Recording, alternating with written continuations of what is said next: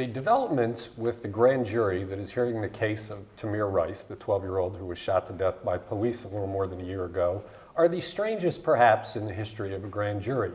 We have a prosecutor who is releasing his evidence as it is presented. We have an attorney for the family that is acting as prosecutor, bringing forward new evidence, all of which is bringing us to a central question as to whether this case might be the best evidence for abolishing grand jury secrecy, if it brings about justice. That's the topic we're here to discuss today on The Opinion Show, a gathering of the editorial board of The Plain Dealer and cleveland.com for a discussion of the topic of the day. I'm here with Betsy Sullivan, the opinion director, and editorial writers Sharon Broussard, Ted Dyden, and Pete Krause. So, who wants to open this discussion up? Betsy, how about you take it? All right, well, I would say, first of all, that I think that maybe secrecy wouldn't be the word I would use. I would maybe say transparency, because I think grand jury secrecy is still probably something we want to retain, simply because in some cases the evidence being presented to the grand jury is sensitive. If they choose not to indict, why drag somebody unnecessarily through the mud? But in this case, transparency has been, I think, very useful, even though it's created at the same time a lot of tension within the community, because in a way I believe we've seen that the county prosecutor's tipped his hand, that he doesn't think he has a very strong case based on the evidence we know about that he's been presenting, whereas that has given an opening to the family to make their own case, which has created this really interesting dynamic, and how the grand jury will sift through that is going to be really intriguing. Let's lay that out. Before the transparency began, and in all other cases, the prosecutor presents evidence very quietly, and if there's not an indictment, you never find out what was presented. Tim McGinty has been releasing his evidence, which, as you point out, seems to discourage the notion of an indictment. The result, though, he welcomed other evidence, is that Subodh Chandra, who represents the family, went out and found 3 experts to come in and say a crime occurred here, that this is a crime, that these police officers violated their training and general standards, and that resulted in the death. A grand juror's job is not to determine the facts of a case. They're not to determine guilt or innocence. They're there to determine whether or not there is enough evidence for a jury to consider the case. And if they take what Subodh Chandra has provided as credible, you could end up with an indictment where you might not have had one before. That's correct. And that the inherent flaws in the grand jury system have always been that the prosecutor controls the show, and that what the prosecutor wants is typically what the grand jury gives him, not always. But in this case, it's really been a different dynamic. And Tim McGinty said he opened the door to this because he's seeking truth, even though Subodh Chandra says Tim McGinty is trying his hardest not to get an indictment. But in every grand jury case before this, we would not have known what was presented. They probably wouldn't have indicted, and there had been no community discussion. Is it a good thing that we're having this discussion? I think yes. I think it's. I think it's unfortunate that we have this 3-cornered, arm wrestle here between the attorneys for the family taking on the prosecutor, and they said they're way at odds. But I think the fact that everything is out in the open and people have a chance to argue about it, debate it, see the thing unfold, however it works out at the end, I think it's not going to be you get up to the end and then there's a big surprise and half the city goes crazy. I think that this way people will see which way it's going. They'll understand why things are made. They don't have to like it. But I really think that this was a smart move by him. I've never seen anything like this before. No. I don't know if you guys have, but I do believe that it's a smart move by him. Yeah, but it's still not going to be really clear about which way they're going. I mean, now they have 3 experts that say that killing a kid was a crime, and then you have 2 experts who don't say that. And I also want to talk a little bit more about transparency. I mean, you have the letter from Subodh Chandra recently that talked about how those expert witnesses for Ms. Rice were, under hostile questioning. A toy gun was pointed at someone. I mean, so there's transparency on one hand. Yeah, we know more than we knew before in these kind of cases. But on the other hand, Like, did those things happen? Is that an exaggeration? Well- Well, you the know. problem with that, though, is Sabode, who has a financial interest Yes, in he this does. case. If they indict, the bigger Yeah, jury he's verdict representing in the the civil family, case. He knows that the prosecution is prohibited from discussing, by law, what happened in the grand jury. So they cannot he can ever say their side of it. anything he wants and know he won't be, that no one will disagree. So there's a credibility issue. Yeah. But Sabota isn't actually appearing before the grand jury. He's not actually saying anything. The information has to go through the prosecution. But the other thing too here is that this is a little different than most cases because the public knows the target of the grand jury investigation.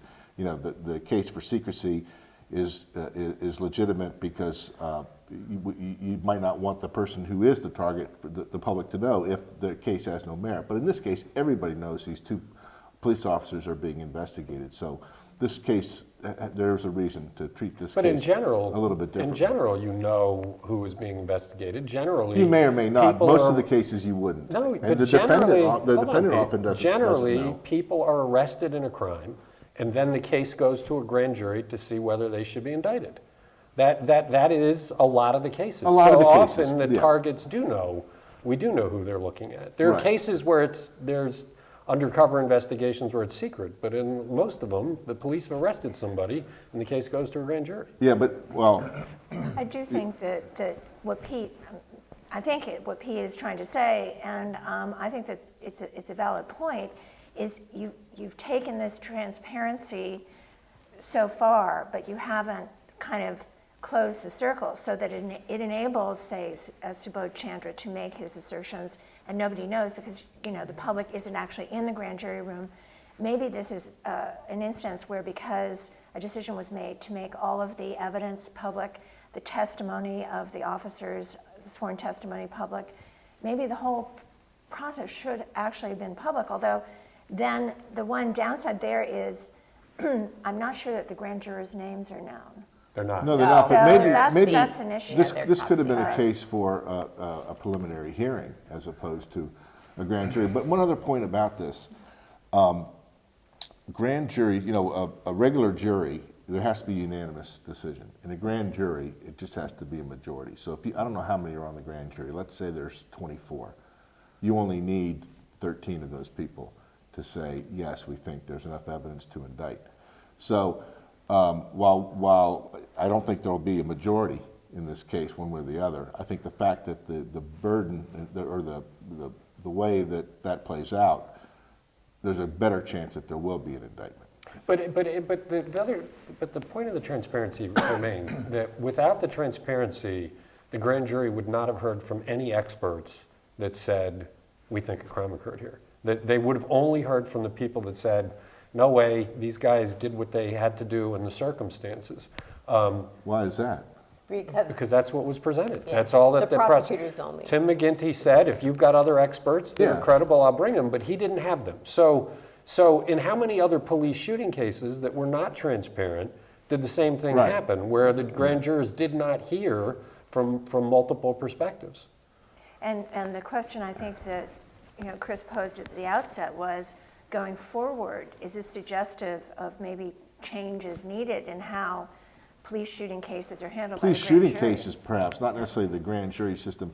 This probably should have been turned over to a special prosecutor. Well, actually, but your point about the preliminary hearing is also a good one. I mean, you have to have somebody be charged before you have that, but the preliminary hearing to determine whether or not there's a case for the jury, all of these people would have testified in a public setting. Right. And that would have been much more transparent, and the prosecution would have been able to respond to attacks. And you would have achieved the same goal, and you would have, and there wouldn't have been this concern amongst the public that certain information is not being And the circumstances disclosed. of the police officers' statements would have been essentially adjudicated. A judge would have determined whether that statement could be admitted because they were not going to be cross-examined. Well, but see but those police officer statements, we should point out, the two police officers that are involved in this were allowed to make statements before the grand jury, and they were not questioned. Subodh Chandra has attacked this, saying that the prosecution did not do its duty, that once they waived their Fifth Amendment rights, they should be questioned, and the prosecution can't respond. What I've posed to Subodh is maybe, because it doesn't really make common sense that they would waive their Fifth Amendment rights at this point, maybe the grand jury made a deal to hear from them in exchange for an agreement not to question them. But we can't find that out. You can never know that because state law requires all of that to be secret. Actually, I think there's a federal law too, is there not? With the Supreme Court, I think. In federal grand juries. Well, I guess, yeah, unless, yeah, federal grand jury. So what would the solution be? I mean, you're right. There needs to be, if a grand jury's meeting and the accused is not known, there's a fairness issue because the grand jury may decide not to indict, and why should that person be dragged through the mud? How do you choose which cases to go with transparency? I think it's the prosecutor's call. I don't know. I don't think a blanket lifting of the secrecy is a good idea at all. But, you know, like I said, I think it's a shame that Chandra has turned this into an attack on the prosecution. You know, they're clearly seeking revenge, in my opinion. But he did find some experts the key expert is the one that says, I blew up the video huge, and despite what others say, that Tamir never took his hands out of his pockets. He wasn't not only was he not reaching for a gun, the only movement he made was in defense when the bullet came. And that would not have happened if McGinney hadn't have opened it up and invited that in there. I just think it's a question of style and attitude. You could, there's a different way of presenting that, rather than accusing the prosecutor of trying to squash this. Okay, you asked for a witness. Here it is. We'll consider it. I think everybody has a chance to see, to consider that all. And when we get to the end, everybody's going to know a whole lot more than they would have if this hadn't happened. Although a real secret to the success of American jurisprudence is this adversarial system that exists within our justice system, that essentially a good lawyer is going to be as aggressive as possible. Well, sure, but it's usually the prosecutor. But not the grand jury. The prosecution and the victim work together to prosecute or defend That it. was my point. That is true. That is true. Yeah, which makes me wonder about, usually I think, and I'm no court expert or anything like that, I just think of the prosecutor having a point of view when he presents things to the grand jury. Like, he has a sense that a crime has been committed, and that's all the information that he's going to give.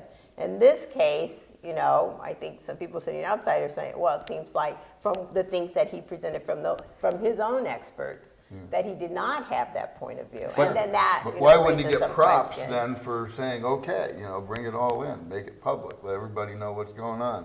You have a witness, cough him up, that I think there's a discussion that is valuable for the community, no matter which way this goes.